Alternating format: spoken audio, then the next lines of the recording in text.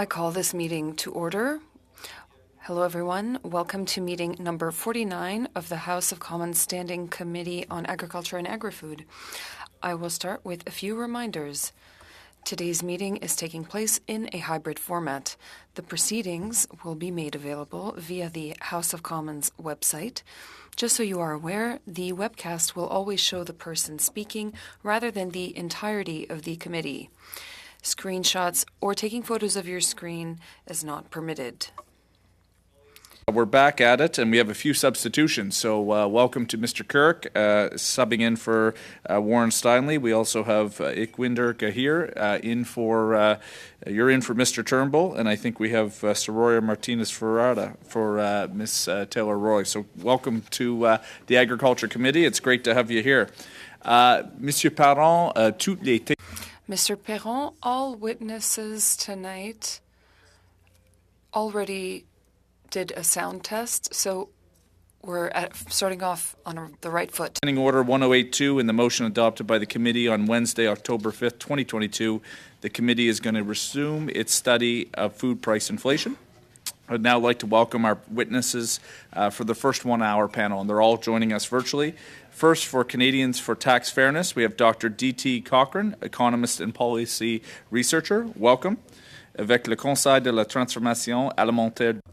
The Conseil de la Transformation Alimentaire du Québec, Sylvie Cloutier, the Chief Executive Officer, Dimitri Fraise, Vice President, Innovation and Economic Affairs. And from Restaurants Canada, we have Oliver Bourbeau, who is the Vice President, Federal and Quebec. Welcome to you all. Each of you will have a 5-minute opening remarks, and then we're going to turn it over to questions. So I'm going to start with Dr. Cochrane. Over to you for up to 5 minutes, please. Thank you. Thank you for inviting Canadians for Tax Fairness to comment on this important issue. Inflation is a complex phenomenon. Unfortunately, an overly simplistic claim about the cause of inflation being too much money chasing too few goods has driven an overly simplistic policy solution, higher interest rates. This claim also lends itself to blaming the federal government for inflation because of the money created to support Canadians during the pandemic.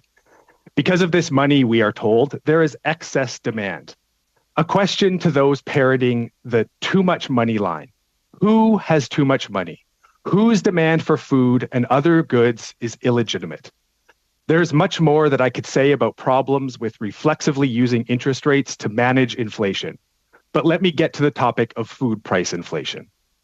Our organization has been drawing attention to the role of corporate power in inflation.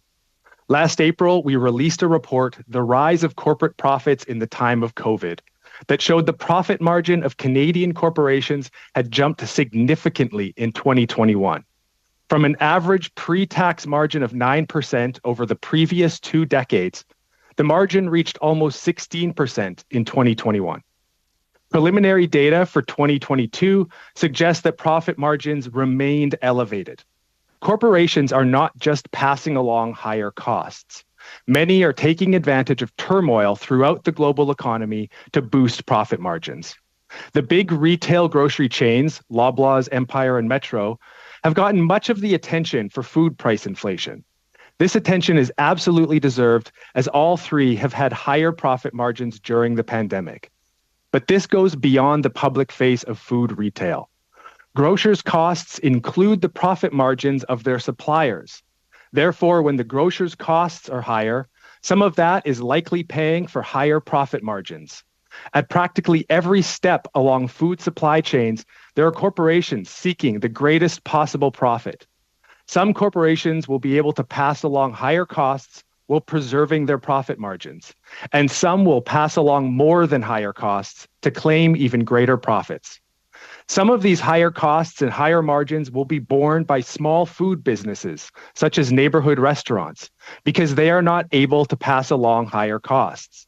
However, much of these costs will be paid by students, pensioners, workers, and their families. In other words, everyone that needs to eat. Of course, workers also want to pass along increased costs with higher wages and salaries. Some may be able to do so, most will not. This is the step where central banks express concern about a wage price spiral. Yet there is no similar concern for a profit price spiral, even though one, most of the prices we face are set by for-profit corporations, and two, corporate profit growth is well outpacing wage growth. In fact, the Bank of Canada's monetary policy reports that justified its recent interest rate hikes make zero reference to profit. Let me mention the profits associated with fossil fuels, a vital input to all of our food at many stages of production. In 2019, Canada's 10 largest oil and gas companies had combined pre-tax profits of $8.5 billion at an 8.5% profit margin. In 2021, their margin doubled to 17%, bringing them a combined $23.8 billion. Oh, and while collecting these record high profits, 7 of the 10 paid no income tax. The question of who gets to pass along higher costs and who has to absorb higher costs and who gets to pass along more than higher costs is a question of power and redistribution.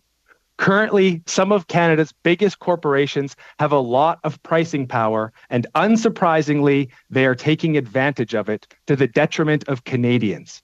I will finish by advocating 2 tax measures to address this situation. First, a minimum tax on reported profits.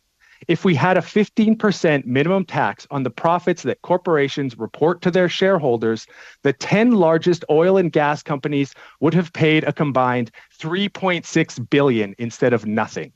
Second, an excess profit tax, which reduces the incentive to hike margins at every opportunity. The revenue from an excess profit tax could be redistributed to Canadians to help cover their increased costs of living. Thank you again for having me speak on this important topic. I look forward to the discussion. Merci beaucoup, Monsieur Cochrane. Thank you, Mr. Cochrane. We now have the Conseil de la Transformation Alimentaire du Québec with Ms. Cloutier or Mr. Fraisse for 5 minutes, please. Thank you very much to the members of the Standing Committee on Agriculture and Agri-Food. It is a real pleasure to be here tonight.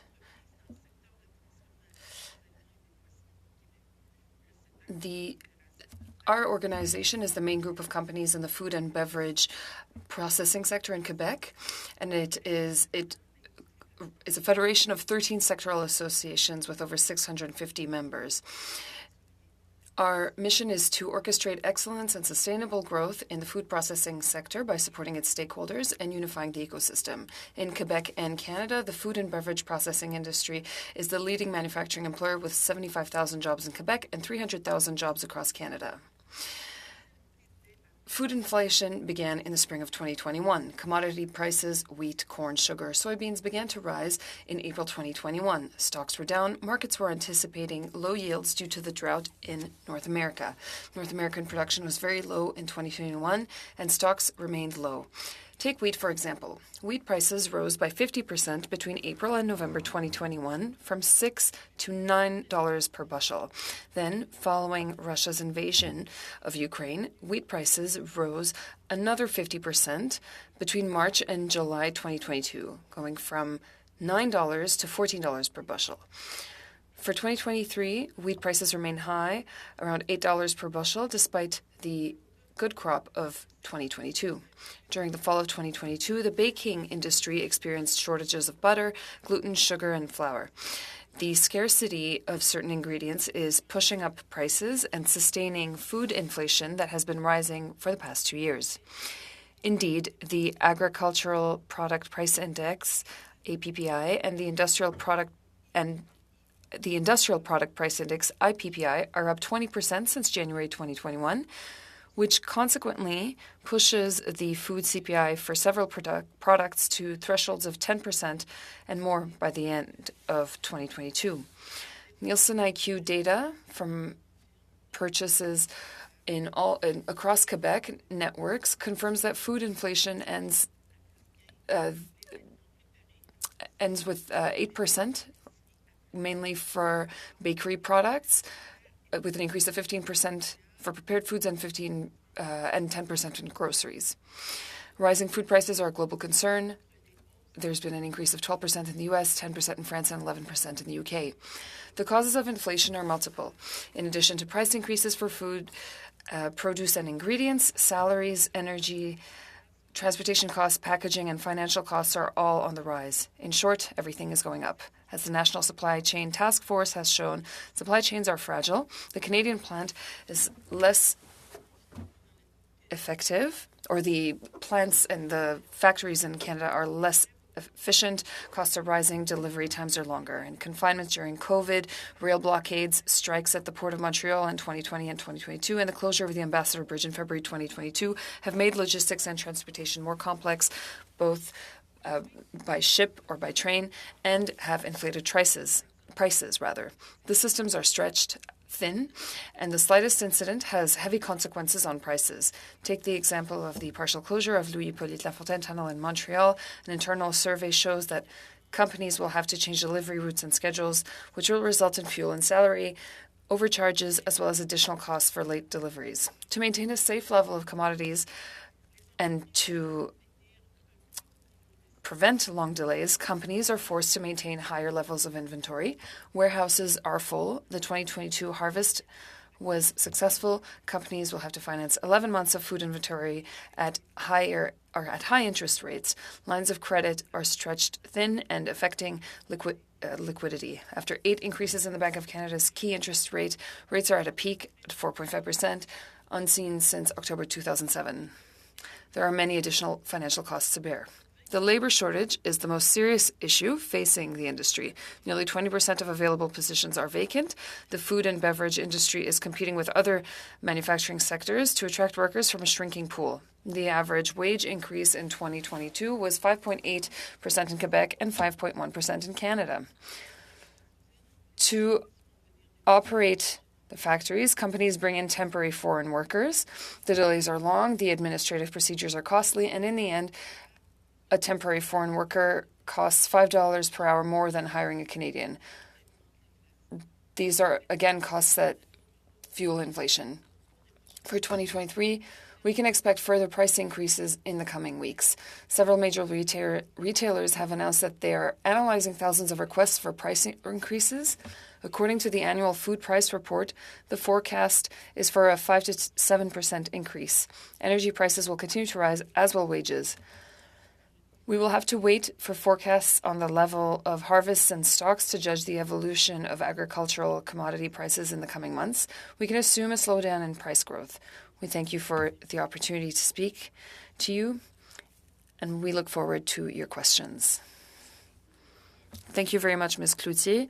Now we have Mr. Bourbeau for 5 minutes, please. In Quebec at Restaurants Canada. Restaurants and the many small and medium-sized businesses that make up the Canadian food service sector are a critical pillar of our culture, economy, labor market, and local communities. Prior to the pandemic, Canada's food service sector was a $95 billion industry, directly employing 1.2 million people and serving 22 million customers across the country every day. We launch careers, invest in training, and are the 4th largest employer in Canada. While we see customers coming back to our restaurants and sales slowing returning to pre-COVID levels, profitability is simply not at a rendezvous. Not a lot of people know, but even prior to the pandemic, restaurants operate at razor-thin margins. Indeed, pre-COVID, an average restaurant made a pre-tax profit margin at only 4 to 5%. And now, with the skyrocket inflation, that margin has been whittled down to 2 to 3%. Moreover, due to labor shortages, we operate at 80% capacity. So do the math. Our restaurants are barely surviving or not making money in many cases. 50% of operators are barely breaking even or operating at loss compared to 12% pre-COVID. With inflation driving the costs of running a business up, being able to run a profitable food service establishment has gone from tough to nearly impossible. We are not talking about just a handful of ingredient prices going up. Everything has gone up: food, utilities, and amenities, insurance when we can get them, rent, and every single material that we use.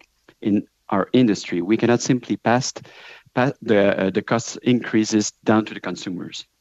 We try to absorb as much as possible because there's a limit to what a person is willing to pay for a meal. Unfortunately, the elastic is stretched to its maximum. So here are our four industry priority recommendations. Extend and restructure the CEBA loans to make repayment palatable in order to ensure that the food service continues to play a major role in a strong economy recovery, taking into consideration that 20% of the restaurants that haven't reimbursed CEBA yet will not be able to repay it in part or entirely. We are urging the government to provide additionally leniency to CEBA recipients by extending it by 36 months with a scaled-down model over the forgivable part. Number 2, step back on the alcohol excise tax escalator, the automatic annual increase. The 6.3% excise tax increase for 2023 would result in a $750 million hit to the food service, an average of $36,000 per restaurant. Imagine that, while our industry is still struggling. Number 3, lower the federal small business tax rate from 9% to 8%. Currently, businesses have very little capital to reinvest in their operations. Lowering the small business tax rate allows them to pay off debt and invest in their employees. Work with all players to ensure plastic reduction requirements are attainable. Implementation timeline of the ban of single-use plastic items should be extended, and the government must work closely with the suppliers to ensure that the alternative products will be available in the needed quantities, on time, and at a reasonable price. Et j'aimerais répéter ceci rapidement en français, juste nos 4 points. I would also like to repeat our requests in French. Extend and structure the CEBA loans to make repayment palatable. We would also like to step back on the alcohol excise tax escalator. The 6.3% increase would result in a $750 million hit to the food service industry, which is an average of $36,000 per restaurant. We would also like to lower the federal small business tax rate from 9% to 8%, and work with all players to ensure plastic reduction requirements are attainable. In restaurants across Canada since January 2021, for more than 13,000 since the beginning of COVID. 51% of all food service businesses are currently operating at loss or just breaking even, compared to 12% pre-COVID. 1 in 4 independent table service restaurant said their business is not expected to recover. 1 in 4. And 1 in 5 private sector job vacancies are in the food service industry. Restaurateurs are operating at an average of 80% of their normal capacity due to labor shortages. The government support is more critical than ever to ensure our industry can realistically relaunch, continuing to employ 1.2 million Canadians, keeping 98,000 businesses alive and feeding Canada's recovery. Thank you very much. Merci beaucoup. Merci beaucoup, Monsieur Bourbeau. Maintenant, pour les conservateurs, Monsieur... And now... we will start with Mr. Barlow. Witnesses for being here this evening. Certainly appreciate your excellent testimony and some good information there. I wanted to start with Mr. Bourbeau of Restaurants Canada, and I'm glad you raised the issue of the escalator tax. And I'm sure when our Liberal colleagues and Liberal government brought in the escalator tax and indexed that to inflation, they were expecting inflation to stick around that 1 or 2%, but now we see that increase at 6.3%. And as much as I think the escalator tax is undemocratic, where you're having a tax increase without any public input or a vote within the House of Commons, and I know you mentioned that $30,000 increase to a typical restaurant that they are going to have to try and make up. I would just like, Mr. Bourbeau, your assessment or your opinion when you talk about a profit margin of 4 to 5%. That's been cut down to maybe 2% with inflation. What kind of impact is that 6.3% going to have on the typical restaurant? And when you say that 1 in 4 independent restaurants are not expected to recover, how does that number change on April 1st when that escalator tax goes up 6.3%? Short answer, more restaurants will close. Unfortunately, it's extremely difficult. And thank you very much for listening and taking notes about the numbers, because they are really, really important. When I say that now, following COVID, the pre-tax profit margin is between 2 and 3%. Today, I was on the phone with a gentleman who owns several restaurants, and he says, "You know what? I make my sales number." Every year, I make $30 million. And you know what? At the end of the year, I make 1%. Not 2, not 3, 1%. So every dollar count, every cent count. And alcohol is where we make a little bit more money, where our margins are a little bit higher. And at the end of the day, an increase of 6.3% is absolutely terrible, because it will make a difference between making a couple of dollars at the end of the night and just break even or lose money. So just to try and be specific, when you're talking about 1 in 4 of those independent restaurants not expecting to recover, I know this is probably hard for you to say, but are you saying, let's double that to 2 in 4, possibly when you look at that additional $30,000?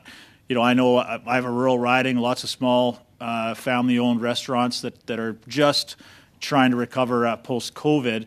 The economic impact to our small communities, to lose these businesses, jobs, economic income to those towns. Have you done some work on that in terms of, does that 1 in 4 go to 2 in 4? Do you know that yet? Unfortunately, I don't have that forecast. But speaking of the local restaurant, what we also see is that the owner of these independent restaurants work more and more and more, because labor cost has increased by 20% because of labor shortages. Therefore, instead of working, they were already working 50, 55 hours a week. Now they're working 70 hours a week. And should they close their restaurant, the majority of them will lose everything, because they rent the place. An important number of restaurant owners, they own the restaurant, but not the building and everything. Therefore, they will lose everything should the inflation and the prices continue to raise like that. Thank you for that. And I know that's a hard question to answer specifically, but when we talk about all these additional costs, certainly, to put labor up 20%, escalator 6.3%, but we also see the carbon tax increasing again on April 1st, which is again a tax on small business owners, specifically restaurant owners. And when my colleagues talk about 8 out of 10 Canadian families get more back in the carbon tax than they pay, we know from the parliamentary budget officer that that's not the case. But even if it were, that's not the case for small business owners, who are going to see payroll taxes were increased on January 1st. Now we're going to see an increase in the carbon tax. What is the mood of your members out there is when they continue to be hit with these additional costs on business? It must be exceedingly difficult for them to stay in it. If you allow me to be extremely honest, I receive calls. I would prefer you to be extremely honest. I receive calls not only during the day, sometimes during the weekends, by restaurant owners, independent ones mostly, literally crying over the phone, saying, "You know what? Before COVID, I had $200,000 in the bank, and now I'm in debt of $2,000, $3,000, $500,000, and they took another mortgage on their home, their house. It's terrible. It's extremely difficult. Yes, during COVID, there was a movement through takeout and delivery, but it never covered. It never replaced the full service and the clients that we have in our restaurants. Merci beaucoup, Monsieur Bourbeau. Merci. Thank you very much. Oh, and Mr. Barlow. Now we have Ms. Valdez for up to 6 minutes. Thank you, Chair, and thank you to the witnesses who have joined today. Through you, Mr. Chair, I'll direct my questions to Dr. Cochrane. So you've written about Canada's corporate tax gaps. Can you share how this contributes or drives up food inflation? So, our analysis of kind of where corporate profits are coming from and where they're going has looked at both the higher margins during 2021, and then we also looked at how much tax were these companies paying that compared to how much you would expect them to pay, given where the tax rates are. And we found that in 2021, there was about $30 billion in total corporate tax avoidance. So this is money that remains in the hands of predominantly the largest, most powerful, already most profitable companies that have conjoined this reduction in their effective tax rates with even higher profit margins. So as they're jacking up their profit margins, that has to come from somewhere. Those profits are coming from somewhere, and they're coming from predominantly smaller businesses that, as Mr. Bourbeau said about restaurants, can't pass along the higher costs that they're facing, and also coming out of the pockets of Canadians. So these are really two sides of the same coin. On the one hand, you have these higher profit margins. It's corporations doing what they're always going to do. People shouldn't act surprised that this is happening, but they have a right to be outraged. And on the other side of the coin is trying to push their tax rates ever lower through whatever means they can leverage. Thank you. And can you share what we can learn from other G7 countries? Because I know you do quite a bit of research there too. Other G7 countries use different tax mechanisms that we absolutely should be exploring. I can't speak in an informed way about this specific one or that specific one. I'm pleased to hear an interest in what other countries are doing. We absolutely should be looking at what other countries are doing. We know other countries have a much fairer distribution of the social product than Canada has. We pride ourselves on being a country that takes care of each other, but we can live up to the example of other countries much, much more. And part of that is through a fairer tax system that makes sure that the big players are paying their fair share. Thank you so much, Mr. Chair. I'll now direct my next set of questions to Mr. Bourbeau. So, Mr. Bourbeau, what I want to know is, my riding is Mississauga Streetsville, and I'm surrounded by many small businesses, particularly in the restaurant industry. And I've spoken to them, and they've really appreciated all the supports our federal government has provided them, especially with CEBA loans, which you had mentioned earlier. So do you agree that those CEBA loans have helped restaurants stay open through the pandemic? Yes, definitely it helped. Definitely, we were pleased that the federal government was present. Now, what we want to make sure is that everyone will be able to reimburse. We want for the subsidies and the loans to be reimbursed. And you also extended the CEBA loan twice, and we were extremely pleased with that. That being said, what we are presenting is it's a win-win solution to make sure that our restaurant owners will stay in business, will not go bankrupt, and the government will get reimbursed. Plus, with the 36 months with the scale down solution of the forgivable part, for the government, it's really interesting because the restaurant owner and the small businesses owners, they will want to reimburse as fast as they can because they will, well, it's clear. We all understand that they will keep a larger forgivable part. So it's a way to help us survive and stay alive. Plus, it's a way for the government to make sure that they will get reimbursed by a larger group of businesses. Thank you, Mr. Chair. Now, I know Restaurants Canada is hosting the RC show coming up in April. And one of the solutions that you have presented on the website, which I think is pretty cool for restaurants, is the inflation life raft. Can you share with us what this is and how it will help restaurants deal with inflation? Because earlier you were talking about the drop in margins. So if you can just share that. Unfortunately, I don't have that information with me. My apologies on that. No problem. Maybe another way to position it is more like what I'm trying to understand is restaurateurs in the industry, what are they feeling are the drivers to food inflation?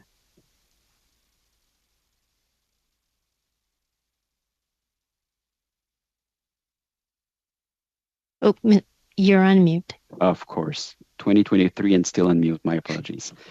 Uh, we thought that the worst for us was everything that is food related, but we unfortunately realized in the past 12 months that what's the worst in terms of inflation touches labor costs, touches amenities, and insurance. Insurance, when we can get insurance, because it's a real problem. It's a real problem. These three cost points are the worst for us in terms of inflation currently. Thank you, Mr. Chair. Thank you, Ms. Valdez. Thank you, Mr. Bourbeau. Maintenant, Monsieur Parent. Mr. Perron now. Thank you very much, and thank you to all the witnesses for being with us today. It's very appreciated.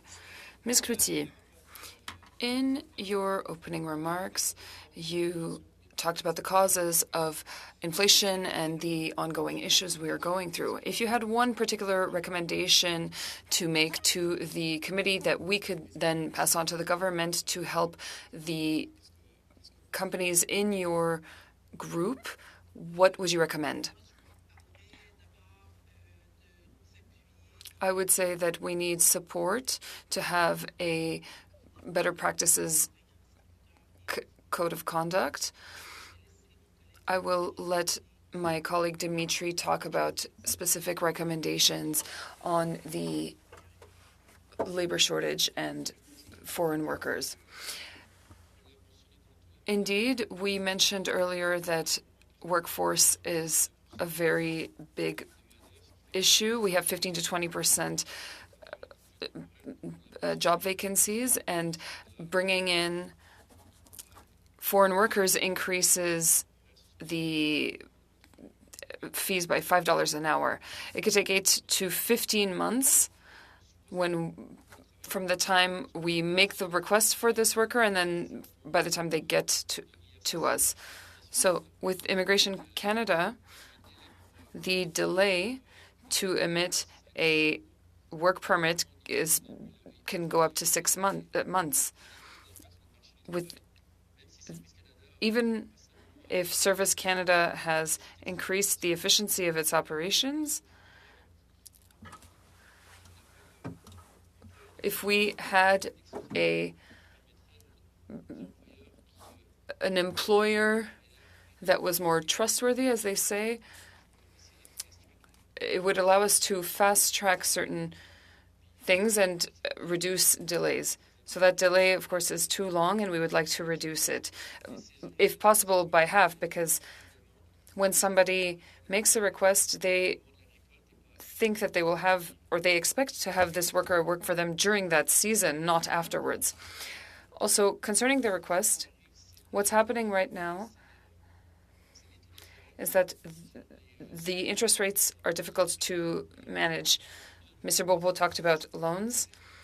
But stocks are also very high right now because the orders are not being fulfilled. If restaurateurs or restaurants and other clients are having difficulty understanding what the final demand will be, well, then the demand will be lower. For example, we used to have 1-year contracts, and now they're only 1 or 2 months. So the consumer has more inventory to support with higher rates.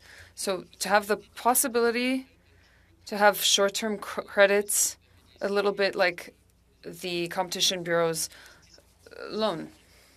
They do that for companies who are in the digital and tech world. That would help us a lot. It would allow these companies to overcome the difficulties in the next 12 to 18 months with regards to interest rates or increasing interest rates, for example. These are the recommendations we could make. With regards to these measures, you think that it would help control the inflation of food? Well, if we can have lower interest rates, that will relieve some pressure. As I said earlier, stocks are high and all the costs are increasing, which automatically means that demand for financial tools are increased. It would help the companies to weather the storm in the coming months, which will be more challenging than they were previously. In your opening remarks, you also talked about the report of the National Group on the supply chain. Now you're saying that you would like to reduce interest so that you can have bigger inventory because there are transportation issues. Can you talk about that? Can you expand? What can we do? Indeed, you are correct. This work group on the supply chain presented a report in October under the umbrella of Transport Canada, and a few recommendations were made. One of the more urgent ones was to digitize the logistics and transportation in Canada in order to, well, if we consider that Canada is a big factory, for example, if we were to streamline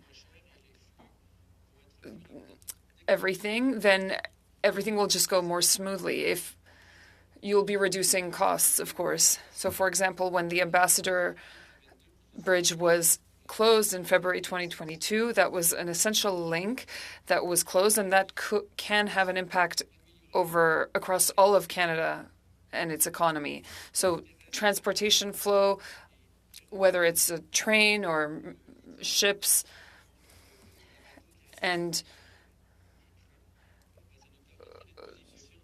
well, that would allow us to be more efficient. Our time is over, so you would like to see that in the upcoming budget, correct? We would like to have substantial investment in our budget to improve transport logistics in Canada. Thank you. I had a bit of a concern with only 15 seconds left, but good job, Mr. Perron. Mr. McGregor for 6 minutes. Mr. Chair, and thank you to our witnesses. Dr. Cochrane, I'd like to start with you. I do appreciate the work that Canadians for Tax Fairness does, and I'd like to thank you for your opening remarks, particularly when you highlighted the oil and gas profits. You heard my colleague, Mr. Barlow, talk about the price on carbon, and certainly we hear a lot about that from the Conservatives. But what we don't talk about enough is the insane profit margin of oil and gas companies. We have a document that was submitted to us by Mr. Jim Stanford, and it shows that since 2019, the change in annual net income for oil and gas companies has been 1,011%. That's a $38 billion figure in net profit. We know that, of course, fossil fuels are necessary on the farm. Farmers do get an exemption because of the Greenhouse Gas Pollution Pricing Act. There are exemptions for agricultural activities, but when it comes to freight and everything that's needed, of course, fossil fuels are necessary. So I was wondering, Dr. Cochrane, can you put into context what that kind of an insane profit increase over the last 3 years is doing to affordability for struggling Canadian families right now? So our organization was founded to counter the vilification of tax. We saw tax as a vital social mechanism, and we wanted to be able to have adult conversations about it, and certainly never want to vilify tax in and of itself. But I sometimes think about corporate profits as being like a tax that gets paid to private sector actors rather than our public institutions. So the large increase in corporate profit margins in some way is just like a large increase in taxes, except instead of going into public institutions to then be used in ways to benefit the public, it goes into private hands that then get distributed to the shareholders who are overwhelmingly at the upper end of our economic hierarchy. So increasing profit margins when it's something as essential, as you say, as fossil fuels, is going to end up increasing the costs of pretty much every other business, some of which will be able to pass those costs along, some of which will be able to pass those costs along plus more, and some of which will have to just simply absorb those costs. So this is really a redistributionary struggle sort of playing out with the oil and gas companies as the big winners. And one of the consequences that we're seeing of this is the big global players, three of them, Shell, BP, and I cannot remember the third, have basically said they're all going to back away from their promised investment in clean energy to go even harder at further development of fossil fuels. So we're heading in the exact wrong direction. The huge profits that these companies are making are sending us in the wrong direction, and we need to consider tax mechanisms as a way of helping us move in the right direction. If these players are not going to make the investment in clean energy that we need, then we need government to lead with the investment that's necessary and use tax mechanisms as a way of funding those. So, in other words, Dr. Cochrane, you would say that if parliamentarians want to seriously tackle affordability issues for working families across Canada, if we focused our efforts on these insane profits rather than with carbon pricing, would you agree that we would have much more of an impact? Absolutely. You need to start intervening in this redistributionary struggle, with the winners being those who have always been the winners. The pandemic has just amplified the amount that they're winning. We are going to see a massive worsening of inequality after a short-lived improvement in inequality, in part because we almost had something close to a guaranteed annual income that was supporting, a huge swath of Canadians. And now that money is trickling upwards into the accounts of the already ultra wealthy, in part because of huge increases in corporate profit margins that we ultimately all pay for.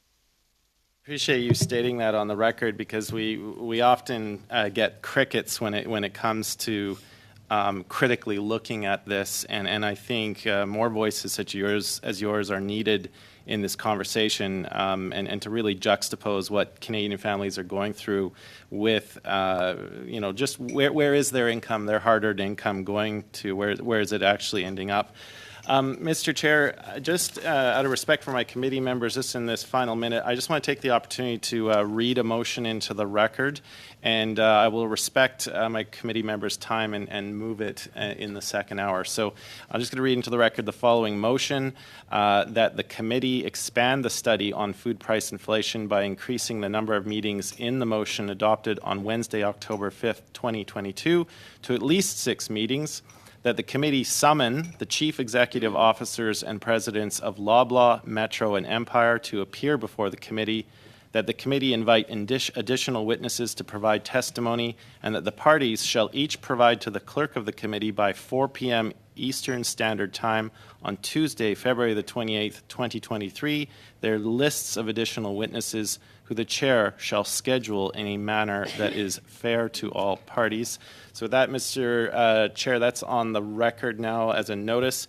I'll move it in the second hour. This just gives colleagues an opportunity to look at it and make a determination. Thank you. Okay, thank you, Mr. McGregor, and I know colleagues will contemplate that.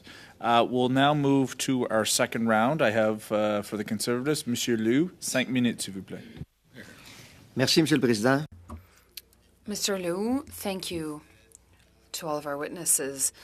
2 of our witnesses said in their opening remarks that there is a labor force issue. Of course, we are in a position that is particular. Ms. Cloutier and then Mr. Bourbeau, according to you, you have an issue. You have identified issues with the IMT. Can you make a proposition? We have increasing,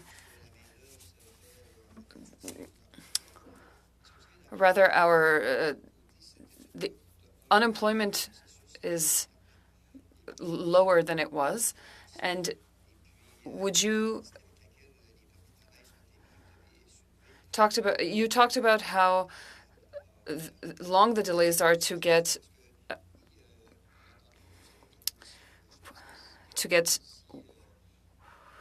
work permits for foreign workers. This, of course, has a direct impact on the cost of food. Ms. Cloutier first. You are correct. I will let my colleague Dimitri ask, or rather answer. With regards to the elimination of foreign workers, or EMTs rather, maybe it's justifiable for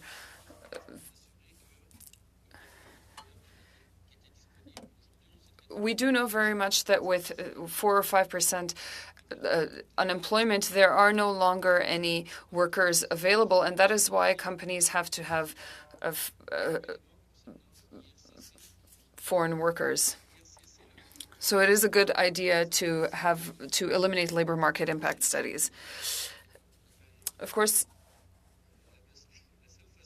the only way to make the process faster is, one, to simplify it.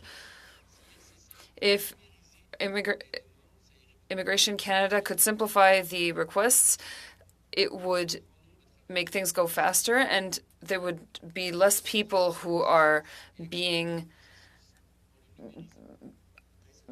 studied. And so we could also digitize the process. With regards to the workers who have gone through a very long delay, this was something that we allowed during the pandemic, which was to go from one company to another. It's not necessarily a failing, but do you think that that could help with the labor shortage? I see this in my region, where there are people who are coming to work with a specific company, and another company is poaching them. What do you think? Well, indeed, we do see this happening during the renewal of permits. If the company does all of the work and then the worker decides to go to another employer, that does, of course, happen, and that creates prejudice for the employer. Yes, please do eliminate the labor market impact studies or the impact assessment rather, as quickly as possible. You talked about restaurants. Yes, we are losing employees, and it is difficult. But what we are seeing also is that we would like to have the flexibility to move an employee from one restaurant to another one. Now, 2 more points quickly. The measure that was implemented this year, which allows us to have 30% of foreign workers in the food service, please extend it. Give us a bit of breathing room. And lastly, we've spoken about it before, and I'll talk about it again, but the NOC code, the lists that are not very specific about bringing in the foreign workers, let us modify it, let us make it more flexible so that when we do bring someone here, we could train them and they can grow with the company, which is good for the worker, and this gives the worker the possibility of becoming a permanent resident here. Thank you very much, Mr. Bobo. Great suggestions. Just one more question? No, I'm sorry, Mr. Leroux. No. It's 5 minutes, and nice try. Mr. Drouin, for 5 minutes, please. Thank you very much, Mr. Chair. My first question is for Mr. Bourbeau of Restaurants Canada. I just want to make sure that I have understood your requests clearly. You're saying that since 20% of the people that you've surveyed who do not meet the delay or the deadline set by CEBA, you're asking for an extension, and then the tax that is increasing with inflation rates, and then diminishing the taxes for small companies.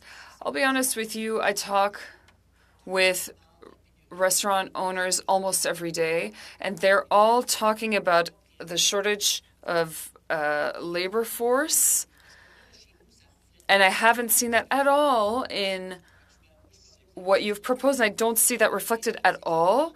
Is the labor shortage important for Restaurants Canada or not? Of course, it is very important for us. It's an increase of 20% in the fees. We don't have enough people, and that's why in my last comment I talked about recommendations on foreign workers, on the workforce. We talked about inflation, and we talked about points that have to do with refunds in order to alleviate the fiscal responsibility. All right.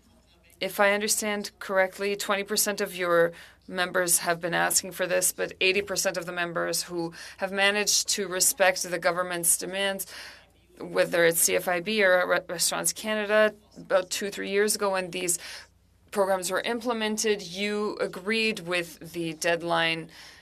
2023 made sense.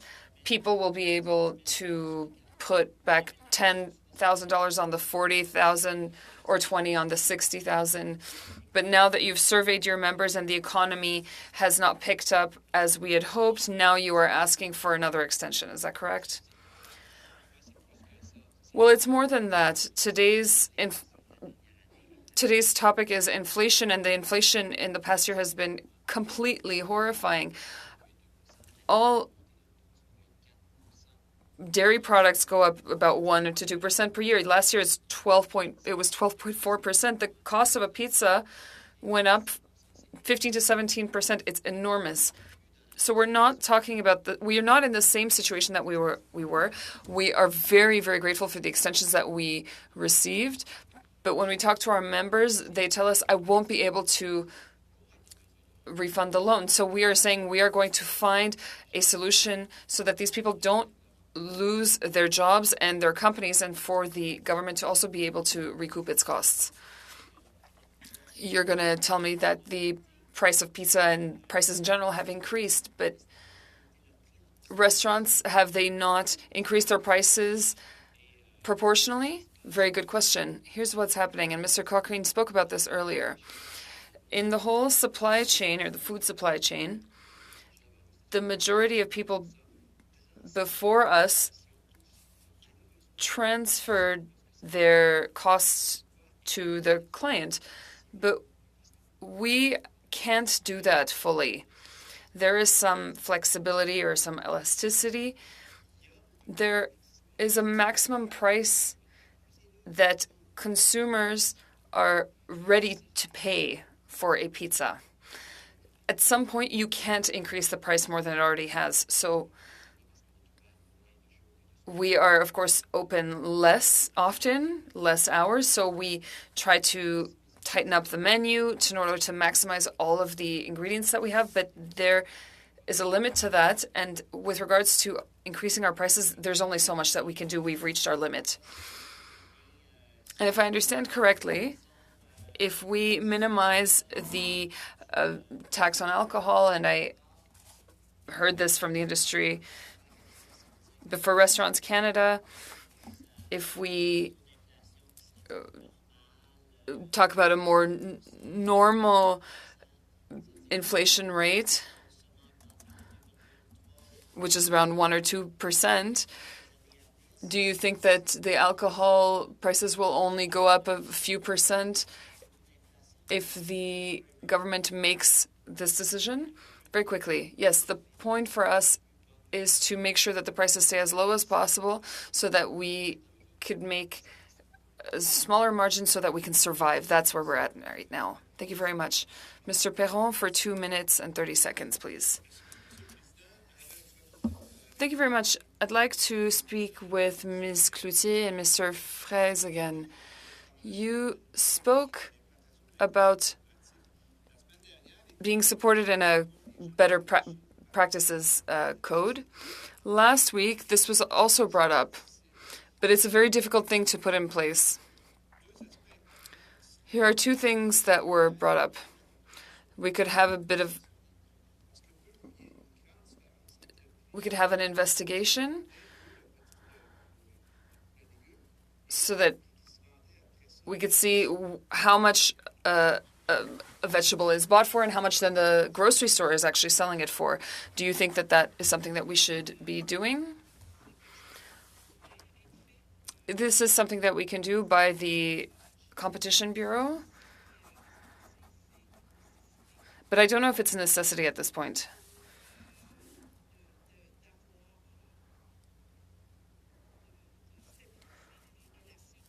We want to stabilize the relationships between clients and their suppliers and distributors. We know that they all have to live with the rising cost of inflation, transportation, salaries, etc. So the margin, of course, is on the price of food that is on the grocery store shelves. We're all in the same boat right now.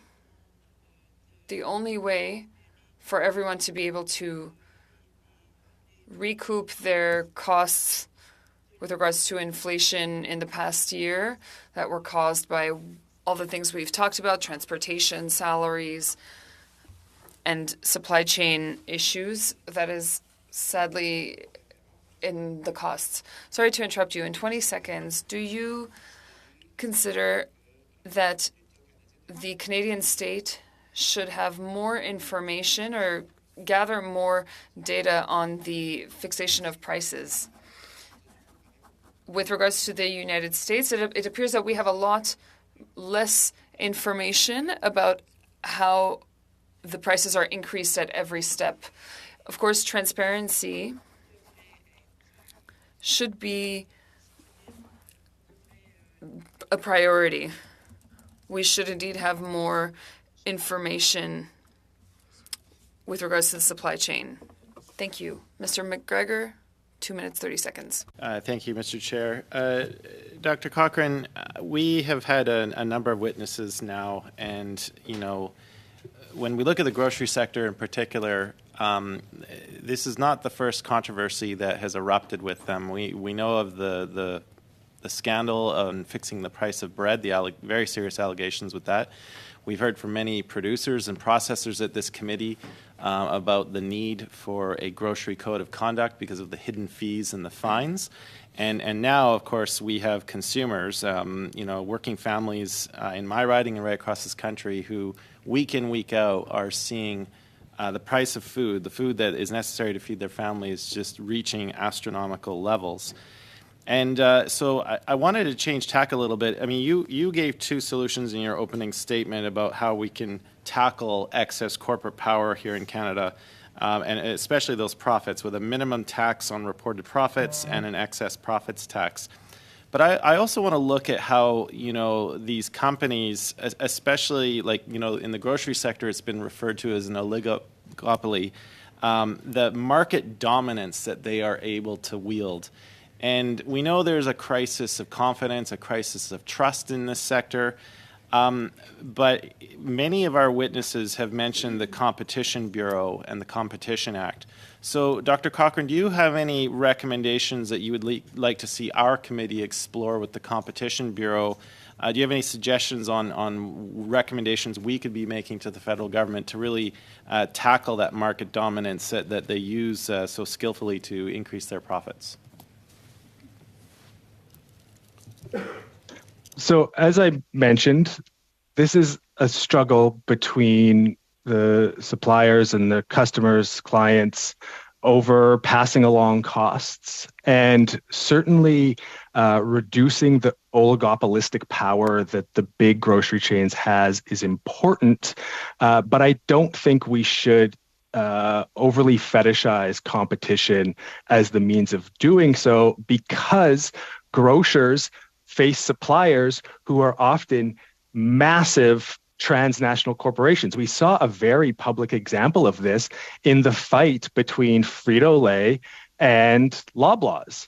And Loblaws was able to push back against a price increase that Frito-Lay wanted to impose on it, in part because it is such a big player. Now, what the final outcome of all of that is we don't really know. And I don't want to necessarily say that Loblaws was kind of, the valor on the side of Canadians in this fight, but it does speak to the fact that you do sometimes need to be big to stand up to other players that are big. But if we need to have some of our grocery chains to be big to push back against big suppliers, then they need to be regulated. We can't expect market competition forces to do the things that economists tell us that they will do. Thank you, Mr. Cochrane. Thank you, Mr. McGregor. Mr. McGregor gave a little bit extra time there to get that on the record, but that's what we try to do in this committee, is be collaborative. So, colleagues, that ends the first panel. Let me thank Dr. Cochrane, Ms. Cloutier, Mr. Freyes, and Mr. Bourbeau for your testimony and for your work in your respective industries. The testimony was helpful, and I know I speak on behalf of the committee. Thank you for taking your time and appearing before us. So, colleagues, we are going to transition over to the second panel. It won't be long, so don't go far, and we'll get started on the second panel momentarily. Thanks.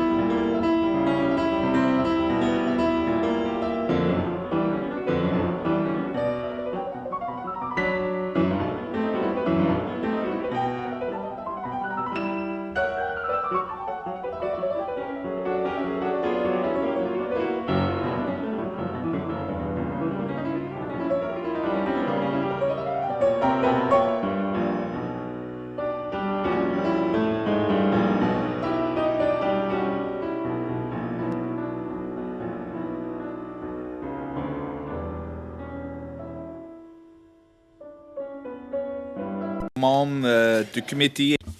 Welcome to the members of our committee and welcome to our witnesses for the second hour tonight. With us tonight, Mr. James Brander as an individual, professor of University of British Columbia. Stanford, economist and director. And avec Union des producteurs agricoles, Martin Caron. And with the Union des producteurs agricoles, Martin Caron, General President, and David Tuga, Coordinator. You'll have up to 5 minutes for opening remarks, and then we're going to get started with questions. So I'm going to start with Professor Brander. Over to you for up to 5 minutes, please. Thank you very much. So thanks for inviting me to participate today. Now, I understand that this committee is studying inflation in the food supply chain, and that there is particular concern about possible overpricing and excess profits for large grocery retailers. Now, I'm not an agricultural economist, and I have not previously studied pricing in the agribusiness sector. However, I have done research on overpricing, excess profits, collusion, and other related issues. And I've served as an expert witness in these areas on multiple occasions and have estimated the extent of overpricing and excess profits in many of these cases. I've done a quick review of food pricing issues in Canada recently, so I hope I'll be able to contribute something to the committee's deliberations, but I can't make any promises. Okay, so according to Statistics Canada, overall inflation as measured by the Consumer Price Index was about 7% in 2022, the highest level in 40 years. Food purchased from stores rose by about 10%. Therefore, food price inflation exceeded the general price inflation by about 3 percentage points. I'll call that the food inflation premium. And I've posed a set of questions to myself, and I'll provide answers to those questions. So first of all, background. What do we mean by overpricing and excess profits? Well, people use those terms in different ways, but like most economists, what I mean by overpricing is pricing over and above what we would expect in an undistorted and reasonably competitive situation for the industry in question. And excess profits are profits that arise from overpricing. So what are the causes of this food inflation premium? And among those causal factors, how important is overpricing by grocery retailers? Well, there are several obvious factors in addition to overpricing by retailers. One is the war in Ukraine, which reduced supply and increased prices for grains and other products. Another is climate events, such as droughts in parts of Canada, floods and droughts in the rest of the world. This is not about climate change, but it seems beyond this scientific dispute that these increasingly severe weather events are due to, at least in part, to climate change. Okay, I'd also mention continuing supply chain effects of the COVID pandemic, although they are winding down, and specific events such as the bird flu, which caused egg prices to rise in 2022. Now, most of these effects are not specific to Canada and therefore should also affect other countries. So I took a look at the other countries, and in fact, Canada's food price inflation was less than the OECD average in 2022, and more importantly, the food price premium was less in Canada than in the OECD average. So taking into account all these factors, there's actually not much left to be explained by domestic overpricing. So is there evidence of collusion or any type of other anti-competitive practice in the grocery sector? Well, not really. In 2017, we had the bread price collusion case. We would, of course, expect the response to that would be that supermarket chains would be very cautious about engaging in further collusion. And I think they have been. Now, I believe that the Competition Bureau is looking at the industry, but I'm not aware of anything that's come up at this in recent years. So what about profitability? Has it risen in the grocery sector? Well, it's hard to be definitive, but it looks as though it has risen somewhat over the COVID period. I checked out stock prices. They've risen somewhat relative to the TSX. Not a lot, but somewhat. Now, that's exactly as what I would have expected as a result of the pandemic, because the pandemic created conditions favorable to grocery store profits. Shifts in demand toward grocery stores away from restaurants, shortages making it possible to raise prices and premiums. So not a surprise there. So does that mean that price increases in the grocery sector are, quote, profit-driven? Well, of course they are. I would say that almost all price changes in the market economy are profit-driven. Companies are in business to make profits, so of course they adjust their prices accordingly. And that's a good thing, because the incentive to earn profits generates social economic benefits more effectively than any other system. As Adam Smith said, it's not from the benevolence of the butcher or brewer that we expect our dinner, but from their regard to their own self-interest. Increases in prices act as a signal. Often temporary high profits can be earned, but that acts as a signal to potential competitors to enter or to expand, and to consumers to waste less. And I would point out that during the COVID period, there was still far too much food waste in Canada. But in any case, this is precisely the response that is needed. More supply and less demand. Imposing price controls or increased profit taxes would probably provide exactly the wrong incentives and make problems worse, not better, as we know from other situations where we had tried to apply such remedies. But Adam Smith also warned us to be wary of collusion and anti-competitive practices, pointing out that market power could be detrimental to the public interest. So is there a structural problem in the grocery sector due to insufficient competition? Well, there could be. The retail sector has pretty high concentration with three companies having about a 60% market share. The retailers have a lot of market power relative to small suppliers. There are also large suppliers. Mr. Brander, unfortunately, we're at 5 minutes. I give you a few seconds to wrap up if you have any final Okay. Well, yeah. So I was going to say I can't rule out structural problems of this type, but I'm sure that as far as the inflation premium went in 2022, if there was an effect, it was a small one. I think the right tools for dealing with such issues are competition policy tools. I would favor stronger policy in some areas, but I'll stop there as I've already talked enough. Thank you very much. Thank you very much, and certainly our colleagues will have the opportunity to engage with you on questions. We'll turn it over to Mr. Stanford for up to 5 minutes, please. Thank you. Thank you, sir, and thank you, members of the committee, for the invitation to appear with you today. I'm Jim Stanford, economist and director of the Centre for Future Work, which is a labour economics think tank with offices in Vancouver and in Australia. I have prepared a written submission on profits and prices in the food retail sector. Hopefully you have that in front of you. Let me briefly, in my time, summarize the key takeaways. In that submission, I use industry-wide Statistics Canada data to evaluate corporate performance in the broader food retail sector. There's a number of reasons why I use the aggregate Statistics Canada source rather than individual corporate financial statements, which you are also analyzing in your deliberations. Number one, the Statistics Canada survey has a standardized definition of concepts and terms, whereas individual corporate financial reports may have different terms about some of the specific ratios that they report. Secondly, the Statistics Canada source aggregates across common calendar reporting periods, quarters and months. Again, unlike individual companies, which have different starting and end points for fiscal years and therefore make comparisons more difficult. Finally, the Statistics Canada data provides a very useful picture of overall trends across the whole industry and over time. The over time part, I think, is very important. The main findings of my review: there's no doubt that aggregate profits have risen sharply in food retail in Canada since before the pandemic.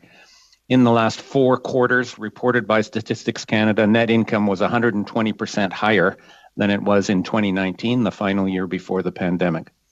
The profit margin on total sales has also increased notably. The net income margin, net income as a share of total revenue in food retail, up by about 3/4 in the last 4-quarter period compared to 2019. Finally, I also show that the actual quantity of groceries bought by Canadians is shrinking. It spiked during the lockdowns for reasons that we all know, then returned to normal, but now has kept shrinking. And I would view this as a worry, certainly a response to higher prices, but also a sign of stress and hunger in Canadian households. Canadians are buying less quantity of groceries today than they were in 2019, even though our population is significantly higher. The commonly heard claim that supermarkets have simply been collecting a constant margin on a growing business is demonstrably false in my analysis for 2 different reasons. Number one, the margin was not constant. It clearly grew. Number two, the business isn't growing. The business is shrinking in real terms. The actual quantity of groceries going through those stores is falling because Canadians can't afford it. I think it is important to make a point about the entire supply chain in food and other products that we make and buy in our economy. It is certainly true that many of the inputs purchased by supermarkets have become more expensive, but those higher prices in turn also embody higher profit margins in many cases. We can be aware of those higher profits not to exempt the supermarkets from critical attention, but to recognize that the problem of excess profit taking during the pandemic and all of the stresses and strains after it is broader than just supermarkets. For example, a lot of discussion about the food processing sector. I've also looked at Statistics Canada data on food manufacturing, which has also seen a marked increase in net profits since the pandemic, up 47% in the same before and after period. Not as dramatic as food retail, which was up 120%, but up a lot. And food processing is a bigger sector in macroeconomic terms than food retail. So the impact of those profits in the food processing stage of production on final food prices paid by Canadians is also significant. Same would be true for higher energy profits, which have been a dominant cause of inflation in Canada. We've done other research that I cite in my submission on 15 strategic sectors in Canada's economy, which together recorded a $142 billion increase in their annual profitability in the last 4 quarters compared to pre-pandemic. In the other 37 sectors tracked by Statistics Canada, aggregate profits fell.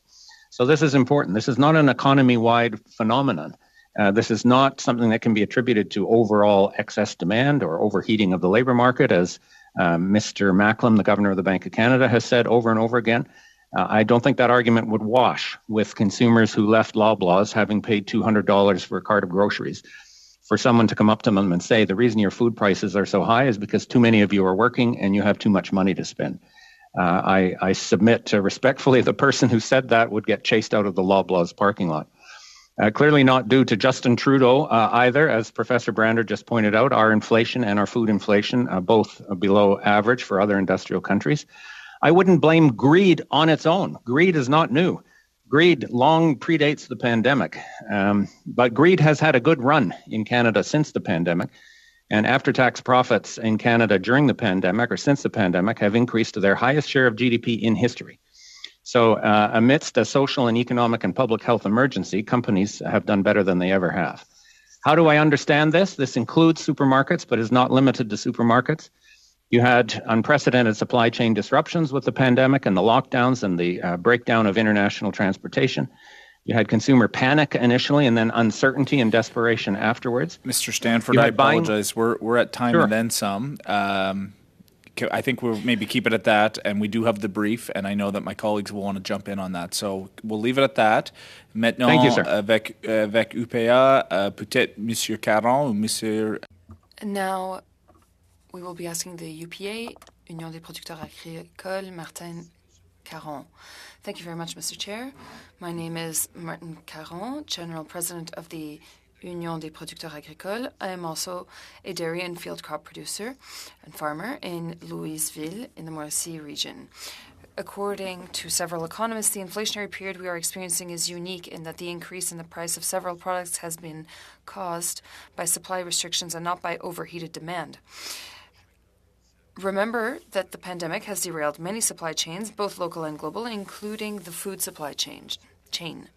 It was in this context that Canadians realized the importance of local agricultural production and processing capacity to ensure their food security. Inflation has challenged this local or domestic food supply chain. During the pandemic, several processing plants had to reduce or stop production due to outbreaks of COVID. More recently, availability issues and rising labor costs that are affecting the profit margins of companies in this sector. They are struggling to remain competitive as global competitors often have almost unlimited access to very low-cost labor. The agricultural production sector has not been left behind. Indeed, agricultural businesses, which we represent in Quebec, have had to deal with a sharp increase in the price of their inputs. In Canada, input prices have increased by nearly 30% between the first quarter of 2020 and the third quarter of 2022. According to Statistics Canada's Farm Input Price Index. 3 of the major production inputs, feed, fertilizer, and fuel, experienced price increases of 56%, 84%, and 82% respectively, which is much higher than the CPI. For horticultural production, the price of containers also increased significantly during the same period. In addition to having to deal with the increase in the cost of their inputs, agricultural producers must now face a significant and rapid increase in the cost of their loans.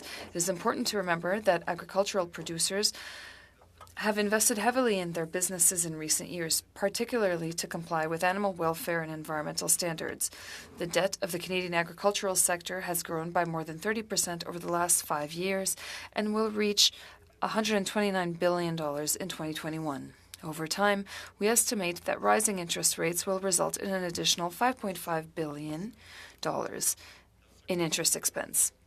In an environment where net farm income is declining, we believe that the Canadian agricultural sector will continue to face a significant increase in debt.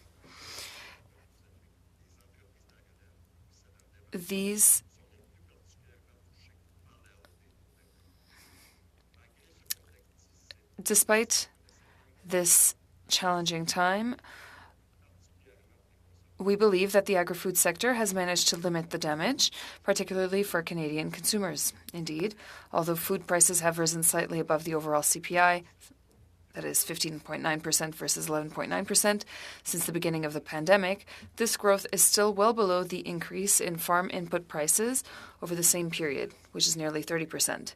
That said, the worst is far from over.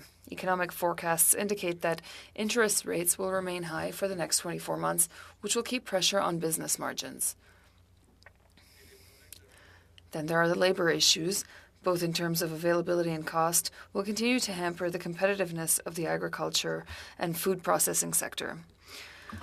Thus, to limit the damage, the government must provide the necessary support to the sector by deploying temporary ad hoc assistance, as the United States has done, maintaining the interest-free advance at $250,000 to the APP, by reimbursing affected producers for the 35% tax on Russian fertilizers, by putting in place measures to allow agricultural and food processing businesses to have competitive labor costs, and by extending the emergency account, which is scheduled to expire in 2023.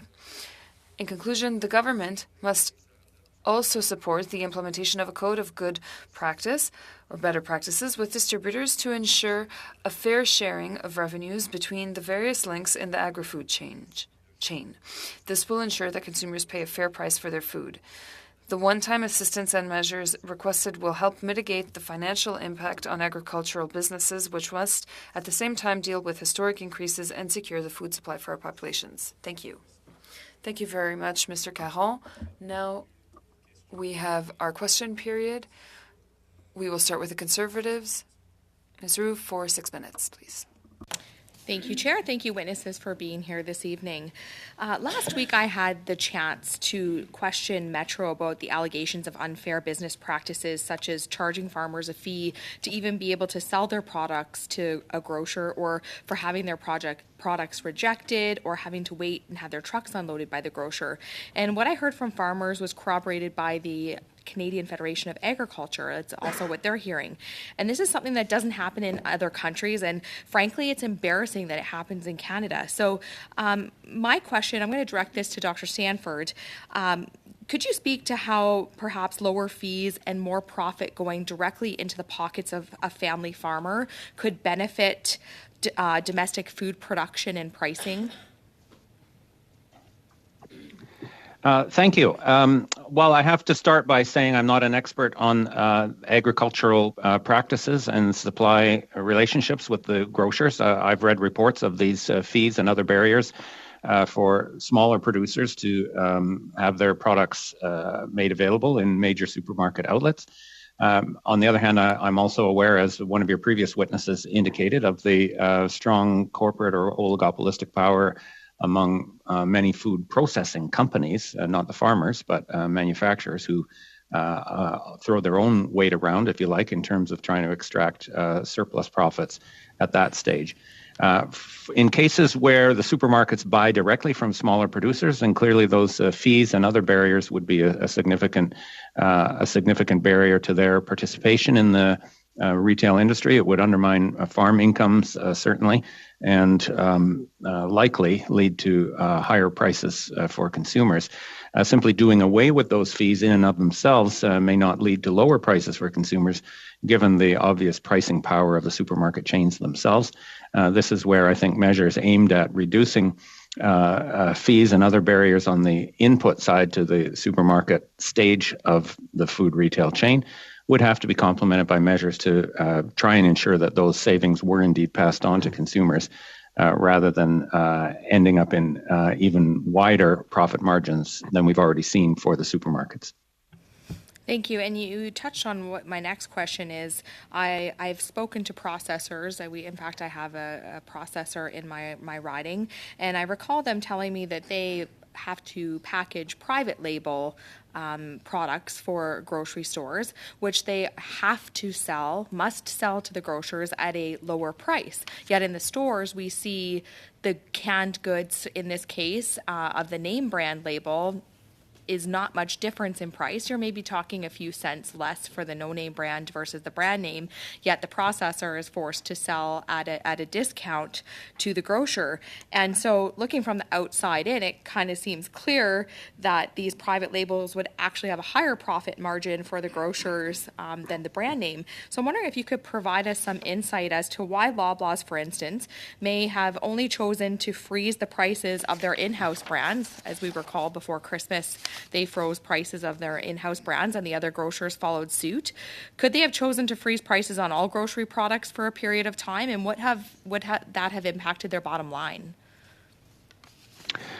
Certainly, you're right that the supermarket chains have the opportunity to freeze prices on anything they sell. So that's obviously within their purview. They chose to, in this case, Loblaws chose to freeze the prices for their own in-house brands, which of course are not made by Loblaws. They are made by other manufacturers and processors. In some cases, the same manufacturers and processors that produce the brand name products. Now, I don't have any information from my vantage point on the returns that those processors get from the supermarkets on their brand name versus no-name products, and what the differences in cost of production and quality for the no-name versions of their output would be. But it is, I think, recognized that no-name brands do tend to have higher profit margins for the supermarkets than the overall portfolio of products.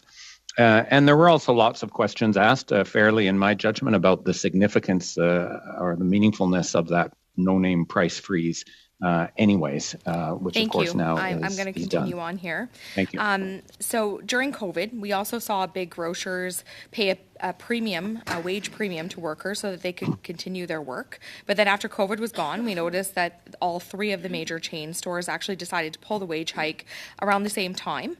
And we saw the bread price fixing scandal where we saw all the grocery stores put a freeze on their products or in-house products at the same time. So we've seen a lot of things happen at the same time amongst the three grocers. And I know industry and I've been calling as well along with industry, and I know my colleagues here, for a grocer code of conduct. So I'm wondering if you could comment on why you think they would do this all at the same time. Is this bottom line, is this collusion?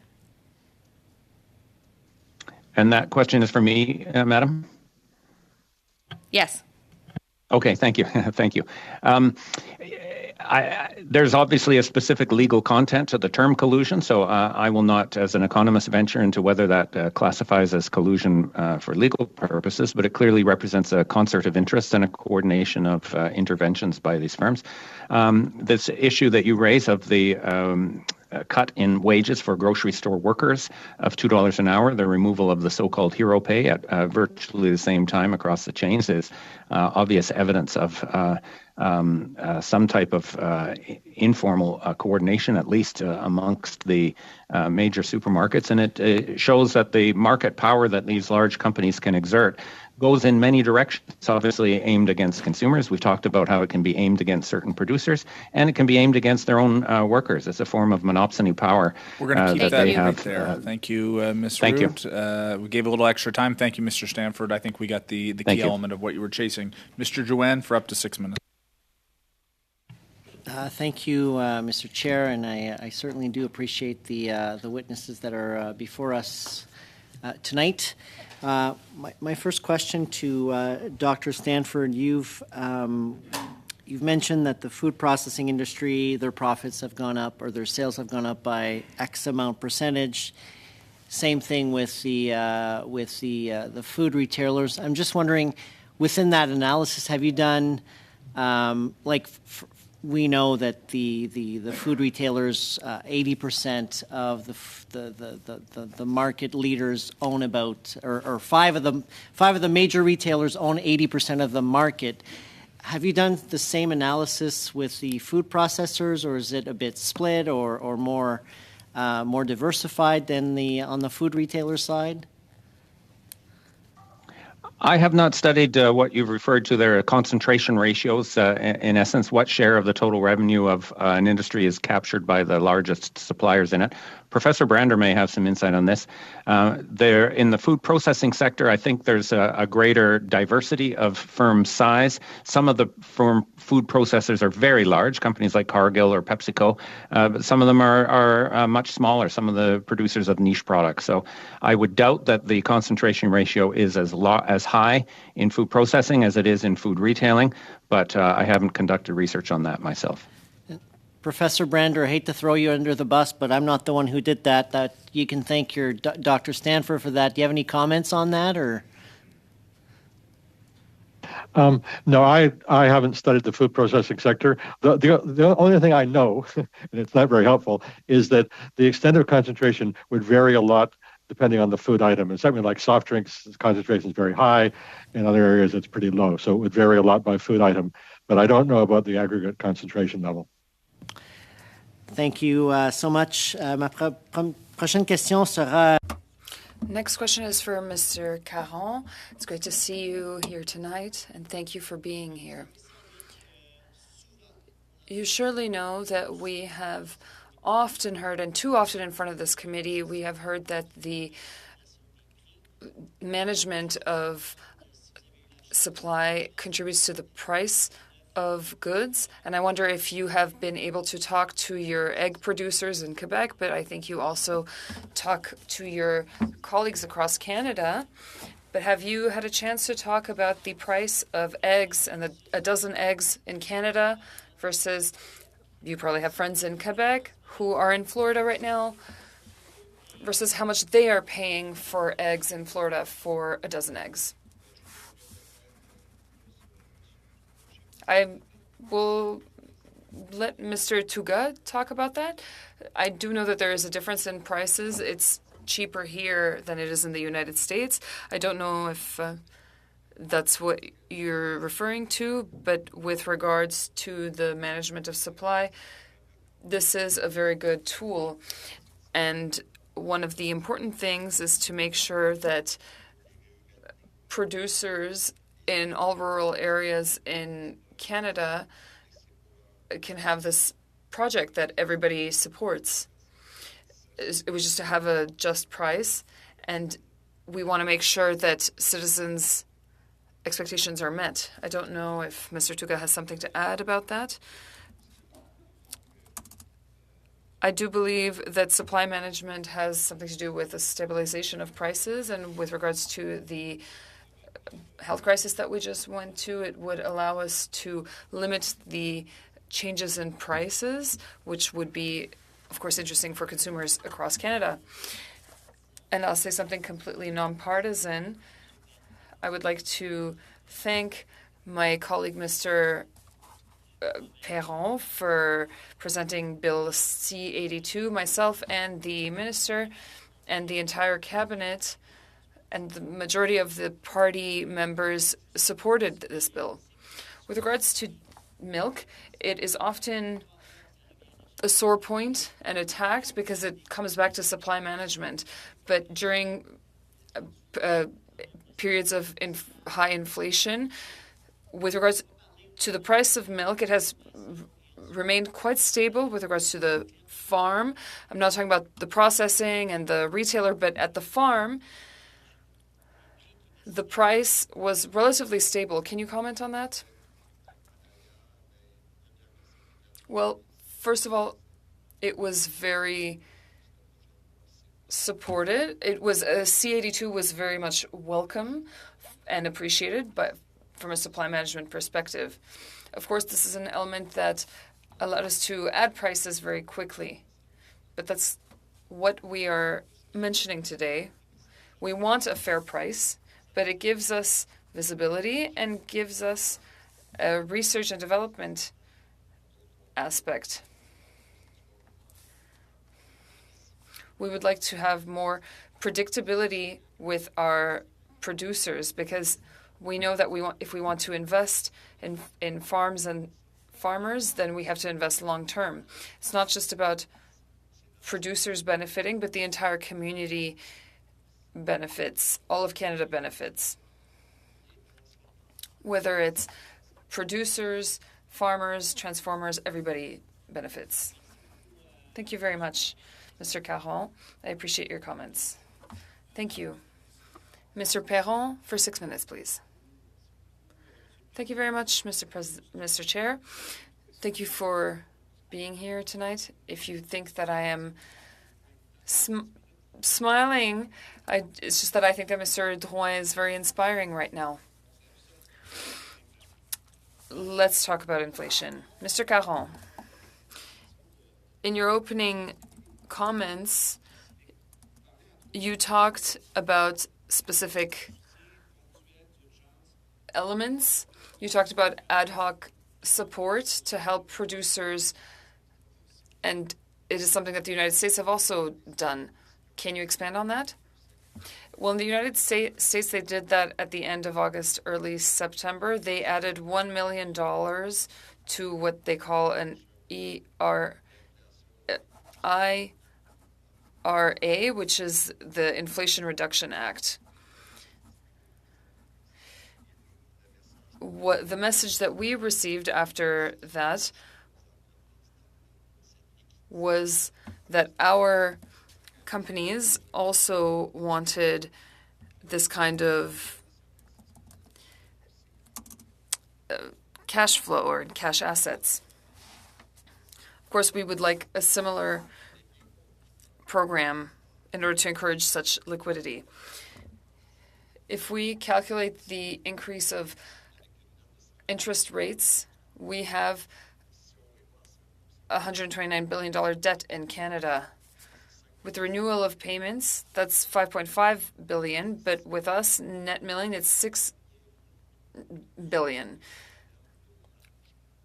We are taking away our margin of where we can play with.